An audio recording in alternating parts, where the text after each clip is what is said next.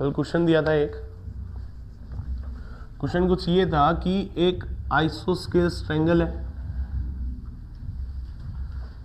नाम है इसका ए बी और सी, ये और ये साइड सेम है, तो ये एंगल और ये एंगल सेम होंगे, और ये आइसोस्केल्स राइट एंगल ट्रायंगल था, तो ये 90 हो गया कि नहीं हो गया, ये 90 हो गया, तो यहाँ से परपेंडिकुलर डालोगे एक, तो वो सामने हाफ कर देगा नहीं कर देगा, करेगा, तो यहाँ पे भी 90 बनेगा, तो ये पॉइंट दे दिया हमने डी। समझे मेरी बात? ठीक है। अब ये कितने हो गए 45 और 45? नहीं समझे? समझ गए? क्या मैं ये लिख सकता हूं कि ये जो रॉड BC है, B से C, ये जो रॉड BC है इसका जो कोफिशिएंट है दैट इज अल्फा 2 मान लेते हैं इसको, इसका कोफिशिएंट कितना है अल्फा 2। अगर मैं BD की बात करूं, अगर मैं BD की बात करूं तो इसका अल्फा कितना हो जाएगा, अल्फा 2/2 हो जाएगा क्या? नहीं, अल्फा 2 ही रहेगा भैया, मटेरियल थोड़ा ना चेंज होता है। समझे नहीं समझे? अरे एक आंख से एक सीपी सर दिखते हैं तो दो आंख से दो दिखेंगे क्या? नहीं, एक ही दिखेंगे ना। मेटेरियलिस्टिक तो चीजें सेम है, नहीं समझे? तो देखो अब नेक्स्ट, अब ये कह रहा है कि AB और BC दोनों सेम है, AB लेंथ और BC लेंथ आर सेम, जिसको हम L मान लेते हैं। मान सकते हैं नहीं मान सकते? अगर ये L है तो BC की लेंथ निकाल सकते हो, BD की लेंथ निकाल सकते हो, आप बिल्कुल निकाल सकते हैं। क्लियर हुआ कि नहीं हुआ? अब एक बात बताओ, मुझे अगर BD की लेंथ निकालनी है तो BD को मैं क्या लिखूंगा, AB cos 45 लिखूंगा नहीं लिखूंगा बताओ? थीटा के साथ वाला कंपोनेंट cos थीटा, थीटा से दूर वाला कंपोनेंट sin थीटा, तो हमने AD को क्या लिख दिया, AB sin 45। समझे नहीं समझे? AB की लेंथ है L, तो ये हो जाएगा /√2, ये भी क्या हो जाएगा L/√2। नहीं समझे? समझ गए? तो अब हम क्या कर रहे हैं बेटा कि ये वाला ट्रायंगल ले लेते हैं, ये हो गया B, ये हो गया D, ये हो गया A, इसकी लेंथ है L, इसकी लेंथ कितनी है L/√2, इसकी लेंथ कितनी है L/√2। नहीं समझे? समझ गए? क्या मैं यहां से एक लाइन और बोल सकता हूं? गौर से सुनना, मैंने बोला पाइथागोरस लगा दिया। पाइथागोरस कैसे लगेगी? AB का स्क्वायर इज इक्वल टू क्या हो जाएगा, AD का स्क्वायर प्लस BD का स्क्वायर। करेक्ट और नॉट? ये होगा। अब मुझे यहां से AD का स्क्वायर निकालना है, तो मैं क्या लिखूंगा, AB का स्क्वायर माइनस BD का स्क्वायर लिखूंगा नहीं लिखूंगा? नहीं समझे? क्लियर है? ये तो पाइथागोरस लगाया है इन ट्रायंगल ABD, हमने पाइथागोरस लगा के ये चीज निकाल ली। निकाल सकते हैं? ठीक है, इसे निकाल ली। अब एक बात सोचो, अगर मैं इसको डिफरेंशिएट कर देता हूं विद रेस्पेक्ट टू टाइम कर देते हैं, विद रेस्पेक्ट टू टाइम नहीं, विद रेस्पेक्ट टू टाइम करके विद रेस्पेक्ट टू टेम्परेचर कर लो, है कि नहीं? विद रेस्पेक्ट टू टेम्परेचर कर लेते हैं, तो आप इसको क्या लिख सकते हो बताओ, AD को, इसका डिफरेंशिएशन करो तो 2 आगे आ जाएगा, AD into D of AD by DT। Check करके बताओ। अरे भाई y स्क्वायर का डिफरेंशिएशन करना है टाइम के रेस्पेक्ट में, क्या करोगे, 2y dy बाई dt। लिखते हो नहीं लिखते हो? वैसे लिख दिया हमने। अरे क्लियर है क्या? चलो इक्वल टू ये क्या हो जाएगा, 2AB into differentiation of AB by dt minus 2 of BD into differentiation of BD by dt। Clear है यहां तक? अब देखो 2 से तो 2 निपट गया सारा। अब ये भाई साहब कह रहे हैं AD तो पड़ा है अपने पास में, AD पड़ा है, AD को छोड़ो, क्या इसमें चेंजेस हो रहे हैं नहीं हो रहे? इस D को मैं डेल्टा लिख दूं, कोई फर्क पड़ेगा क्या? इसको लिख दिया AB into delta AB upon delta T minus इसको लिख दिया BD delta BD by delta T। Clear है? अगर मैंने ये बोल दिया कि ये जो है वो डेल्टा L है, तो डेल्टा L क्या होता है, L अल्फा डेल्टा T होता है। अरे समझे नहीं समझे? ये एक्सपांशन ही तो है।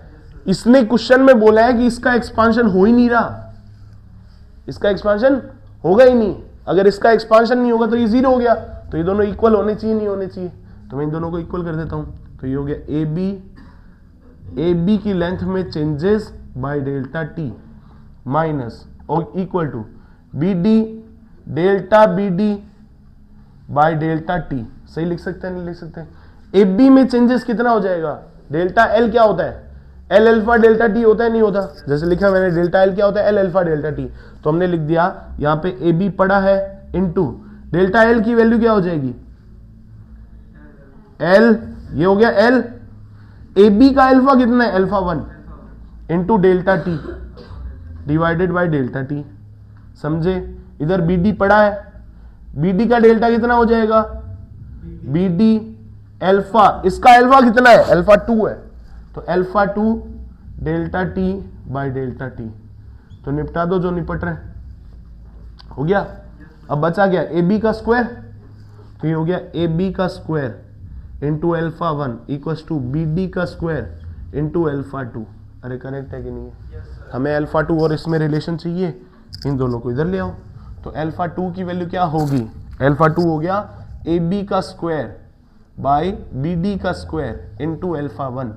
ए बी की वैल्यू, ए बी का स्क्वायर पड़ा रहने दो, ये हो गया ए बी का स्क्वायर बाई बी डी का स्क्वायर कितना हो जाएगा? बी डी का स्क्वायर ए बी कॉस 45, इसको लिख सकते हैं। चलो इसको मैं लिख ही देता हूं। ए बी कितनी मानी थी हमने? एल स्क्वायर, और बी डी का स्क्वायर कितना हो जाएगा? एल स्क्वायर बाई 2, तो ये हो जाएगा एल स्क्वायर बाई 2। क्लियर? तो अल्फा 2 की वैल्यू कितनी आ जाएगी? 2 अल्फा 1। तो आंसर क्या आया? 2 अल्फा 1। क्लियर और नॉट? फटाफट नोट कर लो फिर इसको। अच्छा क्वेश्चन था, एडवांस लेवल का क्वेश्चन है। क्लियर? नोट करो। नहीं, पी वाई क्यों नहीं है? नेक्स्ट करते हैं एप्लीकेशंस ऑफ थर्मल एक्सपांशंस।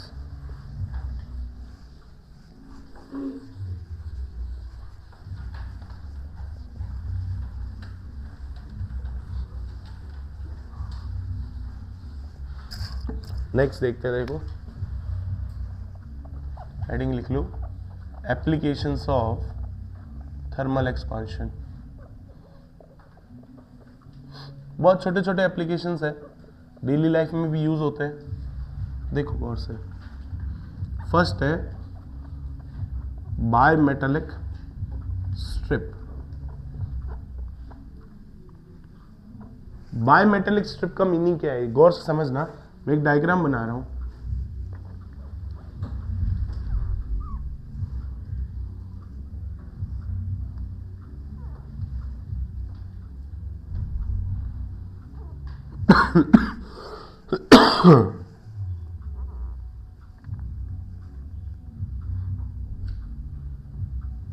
मान लो यहां से कुछ यहां का एक पार्ट है,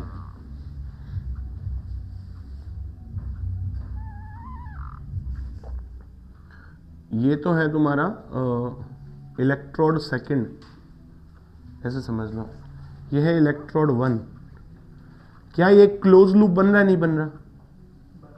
बन रहा है ना? तो क्या हम ये बोल सकते हैं कि करंट तभी जाता है जब क्लोज लूप हो? करंट फ्लो कब होता है? जब क्लोज लूप हो। ये देखो, ये एक प्लेट है, राइट, और ये एक प्लेट है। दो प्लेट है हमारे पास में, दो स्ट्रिप है, ठीक है। जैसे ही अगर मान लो अंदर वाले का अल्फा 1 है, बाहर वाले का अल्फा 2 है, ऐसे बोल दिया। जस्ट इमेजिन कि मैंने बोला कि अल्फा 1 इसका है और अल्फा 2 इसका है। क्लियर और नॉट? अगर मैं ये बोल दूं alpha 1 is greater than alpha 2, तब क्या होगा? ये जो रॉड 1 है ये फर्स्ट रॉड है और बाहर वाली सेकंड रॉड है। एक बात सोच के देखो, अगर मैंने बोला कि first alpha 1 is greater then the second rod, clear हुआ? अल्फा मतलब थर्मल एक्सपांशन कोफिशिएंट। अगर आपका थर्मल एक्सपांशन कोफिशिएंट ज्यादा है तो क्या मैं ये बोल सकता हूं उसका एक्सपांशन भी ज्यादा होगा? भाई आप जितना टेम्परेचर दोगे, जितना आपका एक्सपांशन कोफिशिएंट होगा, उतना बॉडी क्या करेगी? एक्सपेंड ज्यादा होगी। अब मान लो अंदर वाला जो पार्ट है, अभी एक बात बताओ, क्या इनसाइड लेंथ और आउटसाइड लेंथ सेम है क्या? नहीं, दोनों की रेडियस अलग अलग है, तो आर्क भी अलग अलग होगा कि नहीं होगा? आर्क लेंथ अलग अलग हो जाएगी। ये तो सिंपल सी बात है। मैंने ये बोला अगर मैं इसको अंदर वाले को भी टेम्परेचर देता हूं 20 डिग्री सेंटीग्रेड का डिफरेंस, बाहर वाले को भी दे दिया 20 डिग्री सेंटीग्रेड का डिफरेंस, तो कौन ज्यादा फैलेगा? अंदर वाला ज्यादा फैलेगा। अब गौर से समझना इस चीज को कैसे समझा रहे हैं। मान लो ये दो है, ठीक है, ये दो हाथ ऐसे, यूं स्ट्रिप है, यूं है ना गोल, ऐसे समझ लो, यूं गोल हो रखी है। अब ये इनसाइड है और ये आउटसाइड है, दो स्ट्रिप है, एक इनसाइड स्ट्रिप है और एक आउटसाइड स्ट्रिप है। इनसाइड ज्यादा फैलेगी तो आप टेम्परेचर दोगे तो इनसाइड ज्यादा फैलेगी, बाहर वाली कम फैलेगी। तो ये जो शेप है वो चेंज होकर सीधी होने की कोशिश नहीं करेगी क्या? सोच के देखो, होगा? अंदर वाली जो रॉड है वो फैलने की कोशिश करेगी तो बोलेगी मैं ज्यादा फैलूंगी। बाहर वाली रॉड कम फैल रही है, बाहर वाले की लेंथ ज्यादा है, समझ रहे हो? बाहर वाले की लेंथ ज्यादा है और अंदर वाले की लेंथ कम है। तो अगर अंदर वाला ज्यादा फैल रहा है तो वो बाहर वाले के बराबर होने की कोशिश करेगा नहीं करेगा? नहीं समझे? मान लो ये दो लोग हैं, ठीक है, इसको मैं सैलरी देता हूं 1000 रुपए, इसको मैं सैलरी देता हूं 500 रुपए। क्लियर हुआ कि नहीं हुआ? ये दोनों काम कर रहे हैं। अब इसका सैलरी हाइक मैंने कर दिया, 200 रुपए बढ़ा दिए, ठीक है, तो कितने हो गए? 700। इसके 50 रुपए बढ़ाए, 1050। इसके फिर मैंने 50 बढ़ाए, इसके फिर 200 बढ़ाए, कितने हो गए? अब 900 हो गए और 1100 हो गए। क्या एक लाइन पे ये आगे निकल जाएगी नहीं निकल जाएगी? नहीं समझे? क्या एक लेवल पे दोनों सेम हो जाएंगे नहीं हो जाएंगे? हो सकते नहीं हो सकते? मतलब इनसाइड ये लेंथ है और आउटसाइड ये लेंथ है। अगर इनसाइड लेंथ ज्यादा जल्दी फैल रही है तो वो आउटसाइड लेंथ के बराबर होने की कोशिश करेगा। अगर बराबर हो गया तो मटेरियल टेढ़ा था वो सीधा नहीं हो जाएगा क्या? नहीं समझे? तो लेंथ कैसे होने की कोशिश करेगी? अंदर वाला अगर ज्यादा फैल रहा है तो ये सीधा होने की कोशिश करेगा, एक्सपांड हो रहा है तो सीधा होने की कोशिश करेगा। तो क्या अगर ये सीधा होने की कोशिश कर रहा है तो ये जो हमने ऐसे बनाया है एक सर्किट टाइप समझ लो,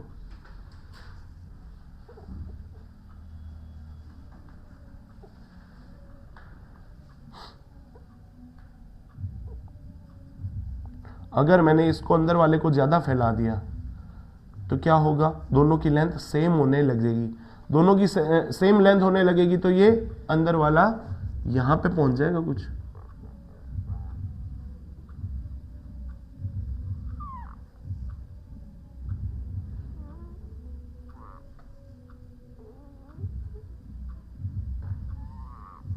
यूं देखो, यूं होगा कि नहीं होगा?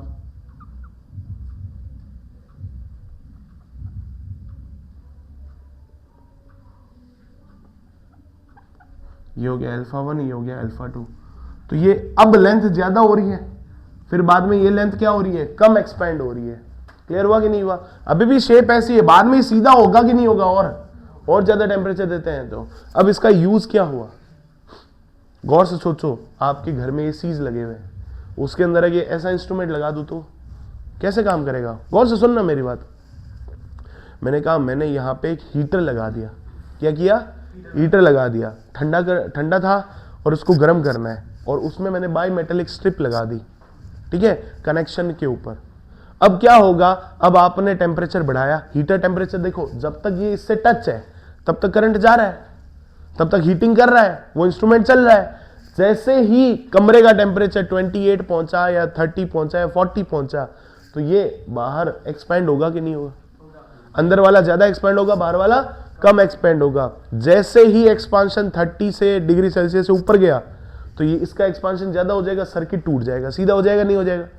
सर्किट टूट गया। अगर सर्किट टूट गया तो अब हीटर बंद हो गया ना। क्या एक टाइप का ये सेंसर नहीं है?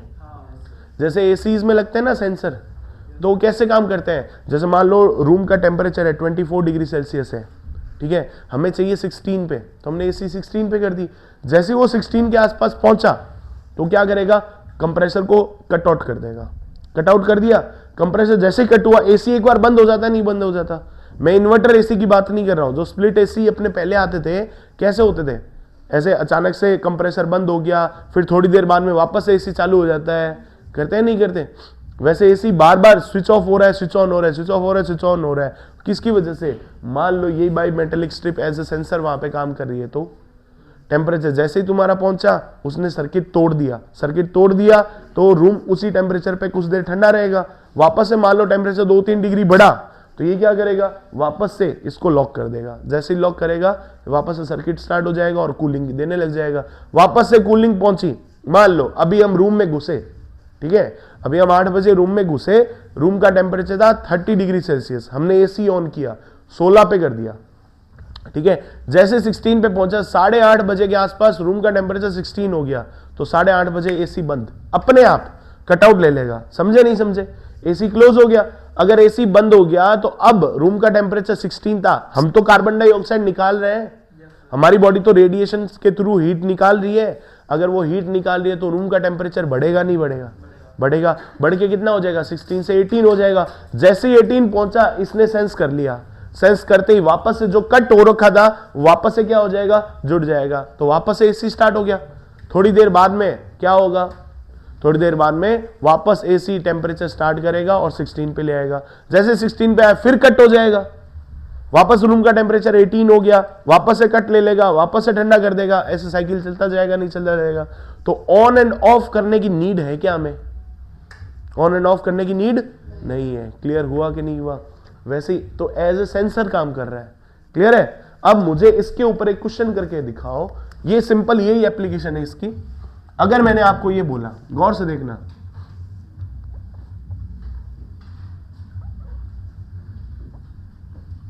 मान लो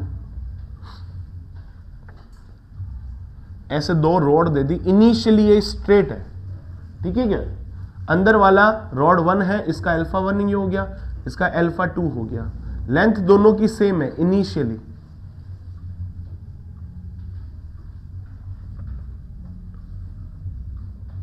ठीक है। अगर मैं इसको हीट कर रहा हूं, डेल्टा टी दे दिया, हीट कर दिया, तो ये कुछ ऐसा हो जाता है।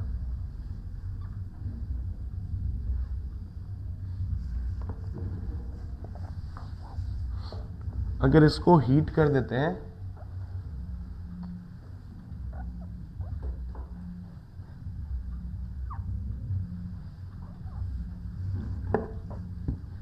तो ये कुछ ऐसा हो गया।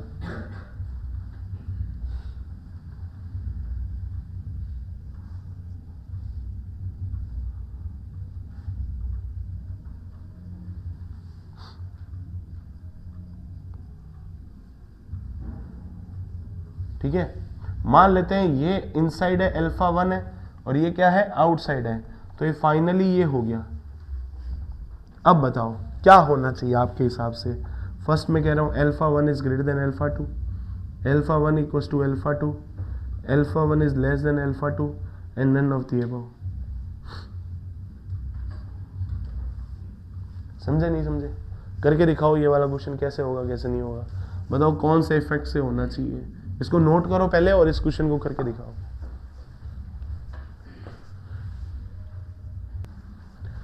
देखो, अगर ये क्वेश्चन करना चाहे, प्रूफ करना चाहे, तो प्रूफ भी कर सकते।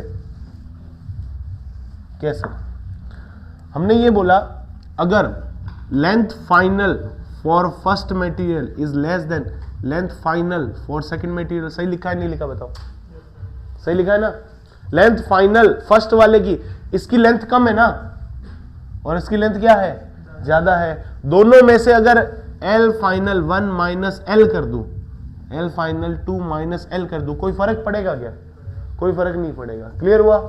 अगर दोनों को माइनस कर दिया तो क्या ये डेल्टा L1 है, क्या ये डेल्टा L2 है। Length final minus initial, final minus initial, delta L हो गया। डेल्टा L को क्या लिख सकते हो, L alpha delta T, L alpha delta T. तो इनिशियल लेंथ फर्स्ट वाले की और सेकंड वाले की सेम थी, इसका 1 है तो ये 1 हो जाएगा, ये भी 2 हो जाएगा। L से L निपट गया, डेल्टा टी से डेल्टा टी निपट गया, alpha 1 is less than alpha 2। Correct है कि नहीं है, ये लो प्रूफ भी हो गया। इजी है, बहुत इजी है। चलो नेक्स्ट करते हैं, सेकंड लिख लो आप लोग, टाइम पीरियड करेक्शन।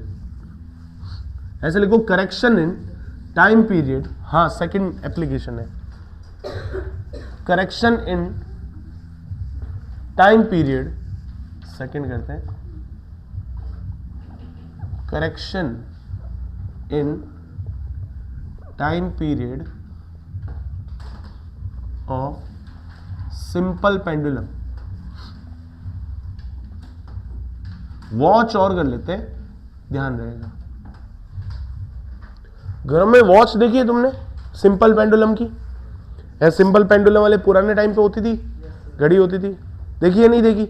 वो अगर वो सिंपल पेंडुलम वाली घड़ी है या फिर अभी के टाइम की भी घड़ी देखते हो, तो क्या तुमने कभी फील किया है ऐसे कि घड़ी अगर ऐसे अच्छे मटेरियल की नहीं बनी, अगर उसका जो अंदर का मटेरियल है जिसको हम इनवार मटेरियल बोलते हैं, क्या बोलते हैं? इनवार मटेरियल बोलते हैं।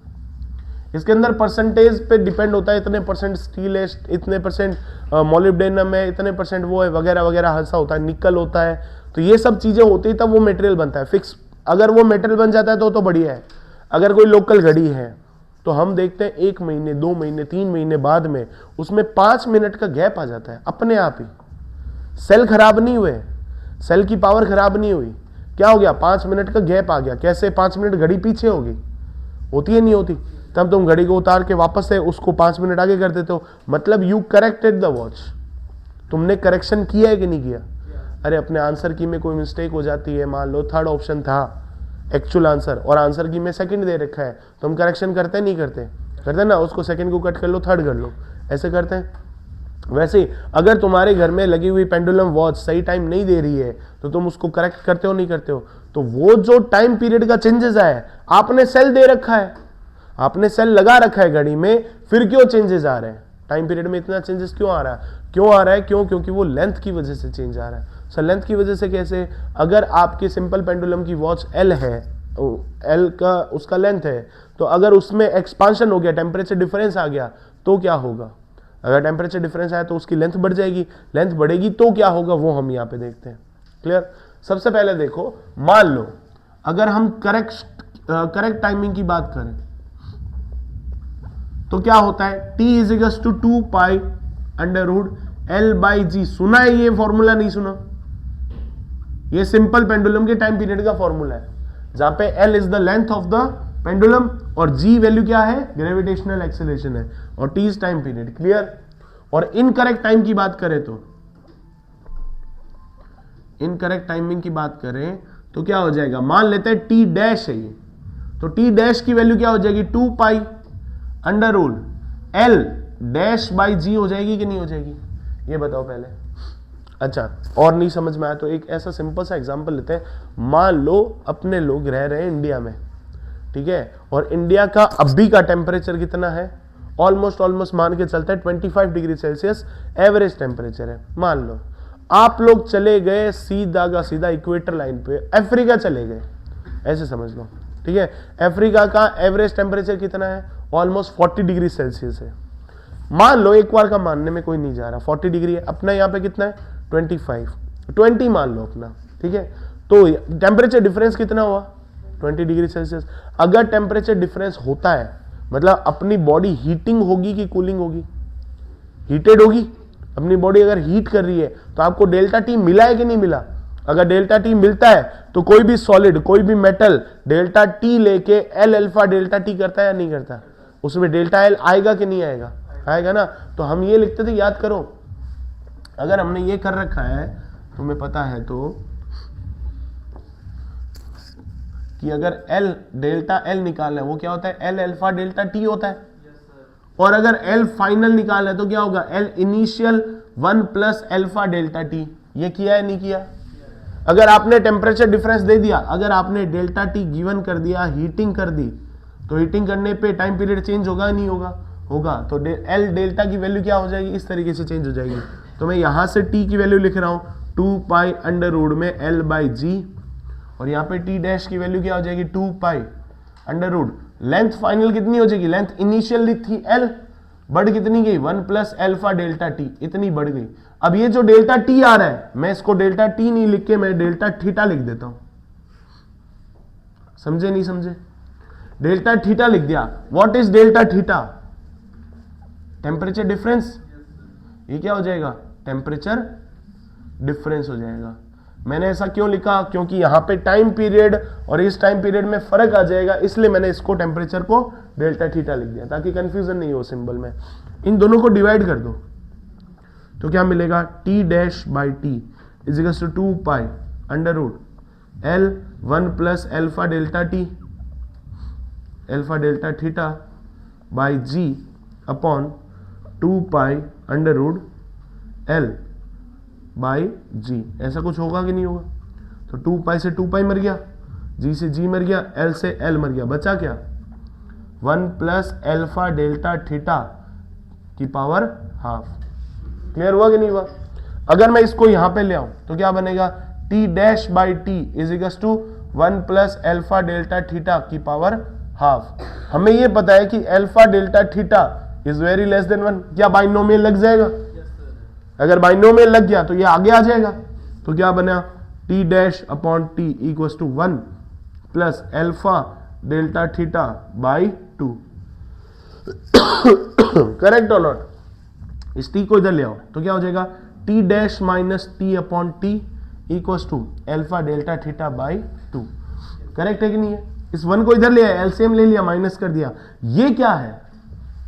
डेल्टा टी फाइनल हो गया, टी इनिशियली करेक्ट टेम्परेचर है। तो क्या मैं ये बोल सकता हूं इनकरेक्ट टाइमिंग, करेक्ट टाइमिंग? तो डिफरेंस ऑफ टाइमिंग आ गया। तो क्या मैं इसी को मेरा करेक्शन बोल दूंगा? नहीं बोल दूंगा। Correction of time. पहले घड़ी हमारी 2:05 बता रही थी, अभी बता रही है 2 बजे है अभी। क्लियर हुआ? तो करेक्शन कितने का? 5 मिनट का। नहीं समझे? तो हम घड़ी को कितना आगे करेंगे? 5 मिनट ही आगे करेंगे। अरे समझ पा रहे हो? नहीं समझ पा रहे हो? तो हम यहां पे इसको डेल्टा टी लिख सकते हैं टाइम के लिए, और इस टी को हम क्या लिखेंगे? टी जितने टाइम में वो करेक्शन आया है इक्वल टू क्या हो जाएगा? Alpha delta theta by 2। ये टी को मैं अगर उधर भेज दूं तो क्या ये वो टी ऐसा हो गया? अब गौर से सुनना, ये क्या है? ये है correction of time. Clear? Alpha क्या है? Linear expansion coefficient. Delta theta क्या है? Temperature difference. और ये टी क्या है? वो टाइम है, नहीं इनिशियल नहीं है, वो टाइम है जिस टाइम के अंदर हमारा करेक्शन आ रहा है। मान लो 30 दिन में आया, 1 साल में 5 मिनट बढ़ गया, 20 साल में 5 मिनट बढ़ गया। तो जो 20 साल का टाइम पीरियड आ रहा है, जो टाइम लेंथ आ रही है, वो करेक्शन टाइम हो जाएगा। क्लियर? ये वाला टाइम कितना है? Time in which correction occur.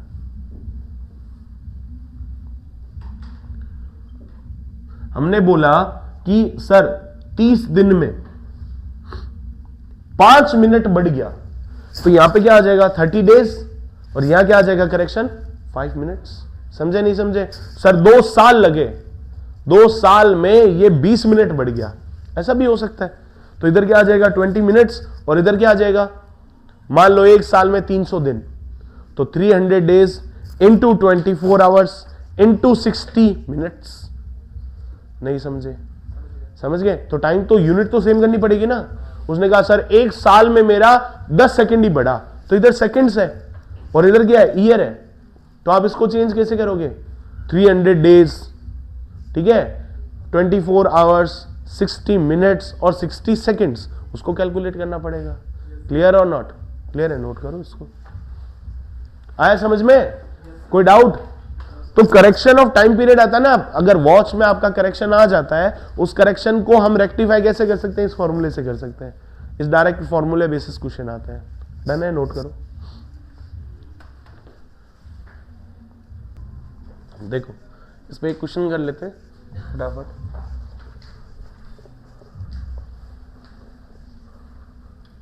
Values लिख देता हूं मैं, लिख लो। A pendulum clock with pendulum made of Invar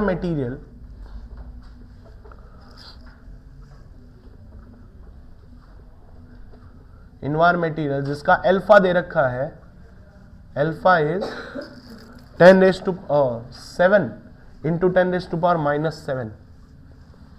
alpha की वैल्यू गिवन है 7 10⁻⁻7 पर डिग्री सेंटीग्रेड। लिखो, a pendulum clock with pendulum made of invar material has a time period of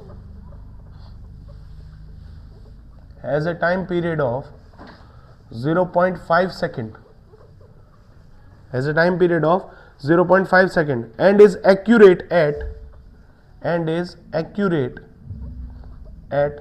25 degree Celsius. ये तुम्हें डेटा दे रखा है at 25 degree centigrade. if the clock is taken to clock is taken to a place of 35 degree Celsius, मतलब हम India में बैठे हैं और मान लो हम अफ्रीका चले गए, तो ये कितना हो गया 35 डिग्री सेल्सियस वहां का टेम्परेचर हो गया. If the clock is taken to a country where average temperature is 35 degree Celsius, what will be the correction? What will be the correction at the end of every month? और हर month 30 days का मान लो, कितना हमें correction करना पड़ेगा. Clear है? So that clock gives you correct time. Clear है? ऐसे समझ लो. मतलब आपको गिवन क्या क्या है भाई, अल्फा गिवन है, ठीक है, और आपको डेल्टा टी गिवन है. गिवन है कि नहीं है? देख लो, सीधा फॉर्मूला लगा सकते हैं. ये हो जाएगा delta T correction time equals to alpha delta theta by 2 into given time. Alpha कितना है 7 10⁻⁻⁷. टेम्परेचर डिफरेंस कितना है 10 डिग्री सेल्सियस का, और अपॉन में क्या आ जाएगा 2 इंटू टाइम कितना दे रखा है 30 डेज. इधर देखो 30 डेज, एक डे 24 आवर्स का, 60 मिनट का, 60 सेकेंड्स का, तब जाके आंसर सेकंड में आएगा नहीं आएगा. तो डेल्टा टी की वैल्यू निकल जाएगी. 2 से ये निपट गया, कितना ये 12 निकाल दो. ठीक है, इसको सॉल्व कर लो. तो डेल्टा टी की वैल्यू बता दो बस मुझे कि सेकंड्स में कितनी आएगी. हो जाएगा नहीं हो जाएगा?